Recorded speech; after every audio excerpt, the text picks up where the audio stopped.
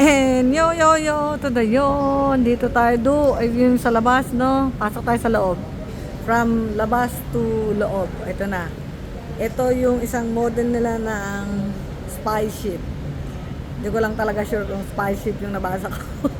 Pero nakita ko na yan sa Space Kennedy. Nagpunta kami sa Space Kennedy at saka yung isa rin sa Alabama na nakita namin, no? So, dito tayo, no? So, binasa-basa ko na sila. So, magsimula tayo dito, no? Ano to?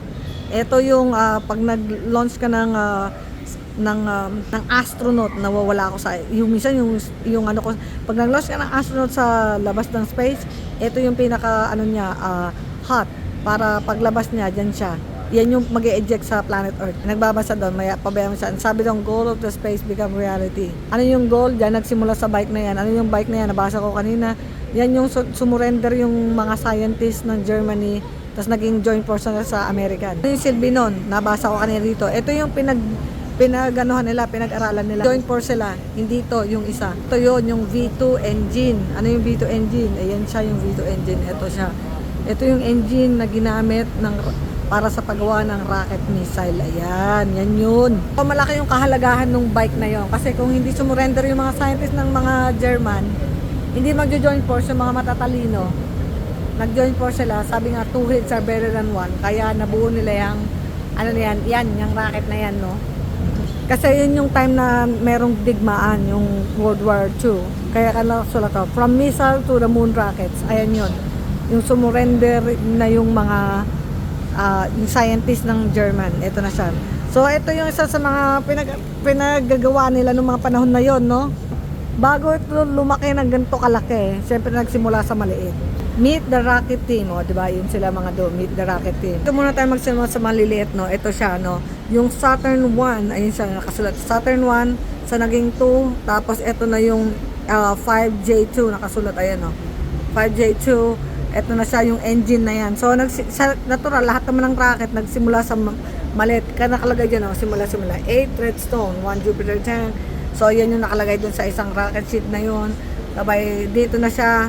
Ito yung mga iba nilang engines, no? But anyway, to understand it more better, mas madali na dun tayo sa pabilisan, no? Saturn 1, yung umpisa nila, no? Yung mga scientists na nag-join force, ayun ang itsura niya kung malakihang itsura dun sa mga gumagawa talaga ng rocket ship, no? Ayan siya hanggang sa naging 1B, so launch, malaking Saturn V. Yung Saturn V, ito na yung pinaka last na rocket nung time na gumagawa sila ng spaceship papunta sa buwan. Ayan na siya, no? Makikita nyo tong spaceship na to, isa to sa na-launch na nila na nakapunta na sa orbit. Hindi ko alam kung itong sureball na to, ito yung nakapunta sa moon, pero ang alam ko, yung isa nandoon sa Space Kennedy, dun sa Florida. Nasa Alabama tayo ngayon, eh. So, punta tayo dito, no? Ito ang itsura de, oh. So, ito yung tinatawag nilang Mercury Project. Ito yung, prototype, yan. Ganyan ang itsura niyan. Pero sa tunay na buhay, ito talaga yun, no? Ito yung nag-launch ng mga sinaunang panahon, ng mga 1950s, no? So, ito na siya. Mercury Project Proceed Simulator. Ito siya, do. So, ano ibig sabihin nito?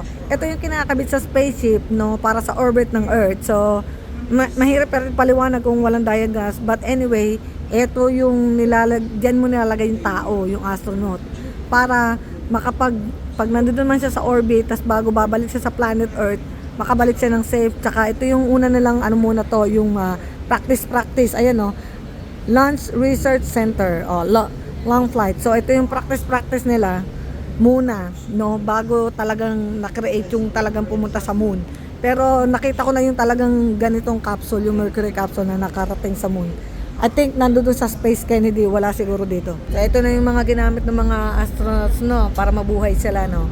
Para pag halimbawa, example, pag na-push yung ito, yung ano na yan, yung ito, yung silver na yan, pag na-push sa orbit, ay sa hindi pala orbit. Ito yung first yung sa orbit para malaman nila kung anong feeling kung nasa orbit ka, yung wala ka pa sa surface ng moon or ng earth. But anyway, ito yung pulat niya ito, ay yung pinaka-umbilical cord mo para doon sa oxygen mo, yun, nakasulat doon.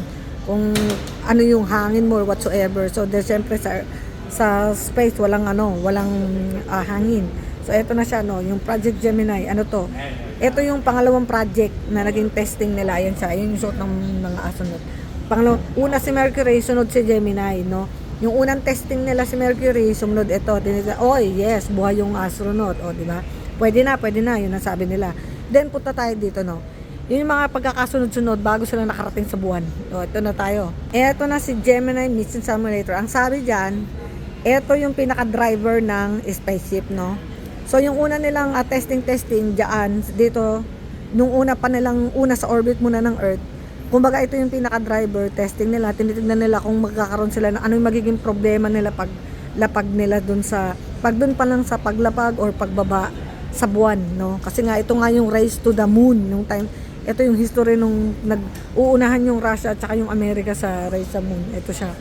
So, ang ganda rin iisipin mo, no? Ang ganda nung, kumbaga ito yung manibela ng spaceship, no? Yan siya. Parang manibela, ganun. So, dyan pa lang, nung time na nag-simulator pa lang sila, tinitesting na nila dito pa lang sa lupa kung ano magiging problema nila pagdating mo sa orbit ng Earth. Ano yung orbit? Yung bilog, yung iniikutan ng Earth. So, ito siya, oh. Ito naman yung isa, backup ba to? Sabi ko na nga ba, backup ba to? Backup nga, oh. Ingress trainer, ayun siya, oh. So, ito yung itsura na, ito yung una, yung driver, no? As ito yung backup mo de, oh, diba? O, tapos na tayo dyan, dito naman tayo sa mga propellers ng mga nakikita natin dito, no? Bakit kailangan ng propellers? Natural, kumbaga sa bangka, yan yung magpapaandar ng spaceship. O, di ba? Ito yung mga pag-itsura. Rocky Rocket Science. Naku, sakit pag-aralan ito. Kumbaga, dudugo ang utak mo dito. Lalo kung wala kang utak, nako, wag na. Dugo ka na talaga, di. Baka himatayin ka dito. Gusto mo na lang siguro dito. Wala na. Magbigte pag ganito. Sa mga mahihina yung brain natin pagdating sa mga ganitong mga bagay-bagay. Parang gusto ko lang hindi to bagay sa akin.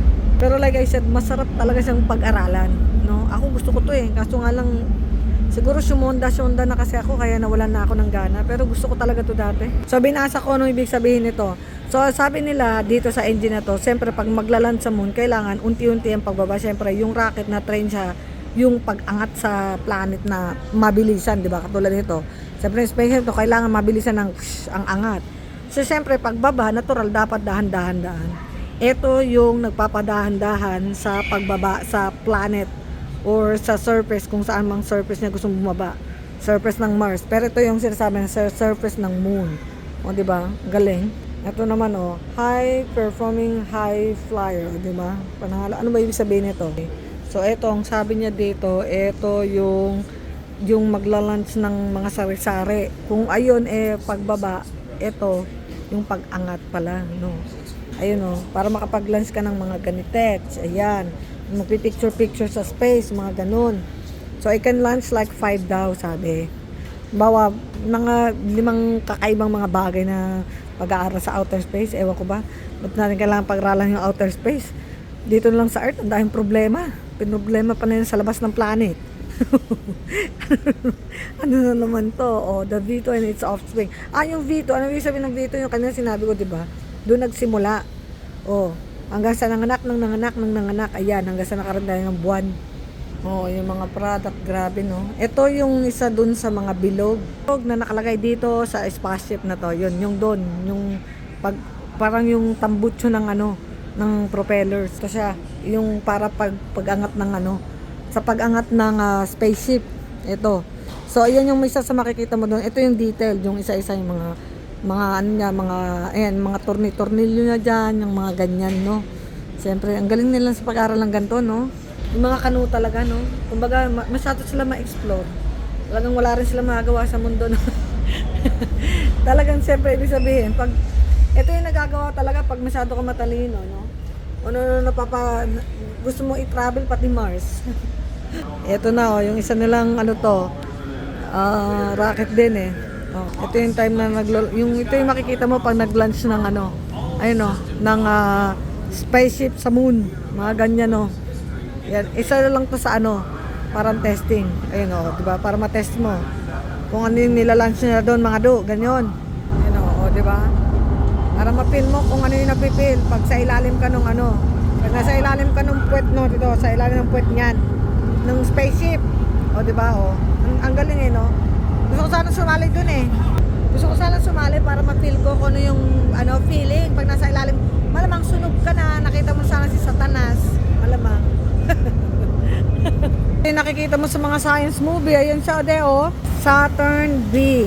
Ano yon, yung spaceship na nagpapunta sa ano, sa moon. Ayan sa de, oh, yung napapanood sa movie. Ganito yon sa mga movie, ganyan, papasok ka dyan, tapos sabay, para ka na sa black hole, tapos magkakaroon ng ano, ng para mga kuryente, tapos ang endo na sa ibang planeta ka na, yung sa mga Star Wars. Ganda, no?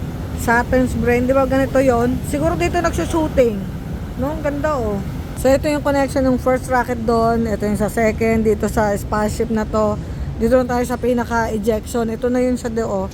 Di ba yung halimbawa, ito yung magpupush, katulad yan, pag-push niyan, ayan yung maglaland dun sa ano, sa kung saan ba, sa moon, yun siya. Tapos itong malaking to, naiiwan to sa orbit. Bakit? Siyempre, hindi niya na kailangan sumali dito. Tapos, ito magpupush sa moon, ito yung sabing propeller kanina, yung sinasabi ko, yan yung kung merong mabilis na pag-angat, siyempre yung pagbaba, ayun siya. Dapat alam niyo yung paano pagbaba ng dahan-dahan, no? Tapos yung sa loob yan, dyan yun, yung sa pinakadulo, yun yung sa may sa astronaut, yun na. Para makababa sila dun sa surface ng moon. Ang galing, no? Kung di ko siguro pinagbabasa tong mga to, hindi ko rin malalaman. Hindi, napanood ko na to, yung orientation ng ganito, kung paano sila nag-eject dun sa planet, alam mo yon, or paano yung, for example, bakit kailangan maiwan yung isa na yun dun sa orbit ng Earth. Kasi siyempre, kung lahat sila, yung nakikita natin sa movie, di ba, yung lalabas sila dun, tapos sabay, di ba, yung akala mo pagpunta ng spaceship, yung spaceship may ano dun sa planet, ano kung tawag dun, yung spaceship may iwan dun sa planet, yung kusan man, di ba yung mapanood sa palabas. Hindi ganun Mars, naiiwan sa orbit. Tapos, pang gagawin nila, yung itong small launcher na to, ito, for example, itong nasa ilalim mo, yan, oh. Yung small launcher na yan naman yung mag-aangat ulit na rocket pabalik dun sa second level. Tapos yun naman ang magpupush na pabalik, yung magpapaandar ulit pabalik sa Earth. Ganun yun. Napanood ko yun sa Discovery Channel. Tuntua ako manood ng mga ganito. Ewan ko ba tuntua ako manood ng mga ganito, no? Gusto ko mag-volunteer sana nung pumunta sa Mars Kasi sabi bawal daw ng bobo dun Kasi gawin ako mga bobo, hindi pwede dito Jack Klusma Turning Spacesuit. Ito na siya medyo social na, no? Yung sa pangit-pangit kanina, yung sa una kong video ngayon, medyo social na. Ito ang ganda ng itsura nito. Ito yung capsule, ang sabi niya, Casper. Narinig ko na dati ito yung Casper na Casper na capsule. Siyempre nakatingin sila ate dun Ito yung capsule niya daw. So, ang sabi dito, nakalugsulat dito nung April 16, 1972, 3 astronaut ang nakasakay dyan. So, sila yung sabi, back and forth sa planet Earth na may kasamang 208 pounds ng moon rocks, ang sabi. Kanino bang module to? Hindi ko alam kung module ba to ng Russia o ng Russia o ng Amerika. Kasi alam ko sila, sila Armstrong Okay, my bad. Ito is Apollo 16. So, Apollo 16 to, yung pangalawa na to, no? Kasi hindi lang naman sila Armstrong ang una nakarating. Ito yung kala Armstrong, Apollo 11. Kaya sabi ko, parang dami naman nilang nakarating sa moon. Marami naman talagang race sa moon nung time na yon. So, si Armstrong yung American side, tsaka yung sa Soviet Union nung time na yon. So, may race to the moon. So, ang kilala lang natin sila Armstrong, pero ang totoo, meron pa sila Gagarin, mga ganyan. Si Gagarin, Russian din yun pero hindi ko alam kung nakarating siya sa moon. Pero alam ko siya yung first astronaut in the space, si Gagarin. So anyway, ito, Apollo 16, pangalawa na to, Ganda, so nabulok-bulok na siya. Apollo 16 to. So, ito yung mga second sets na nakarating sa moon. Kaya pala yung sinasabi nila si Casper, yung pala yung pala to. Ito pala yung capsule pala, pangalang Casper. Kaloka. Punta tayo dito sa moon nila. Ito yung Lunar Execution Module, yung module nila. Ang ganda nito Galing pala itong module, anong silbi ng module? Ito yung parang pinaka-satellite mo, yung kumbaga parang connection mo sa mga Casper. Yun. Ito ayan, sa mga ganyan, pag pupunta sa moon. Siyempre, kailangan may radar ka. In short, sa Tagalog, ito yung pinaka-radar ng spaceship mo.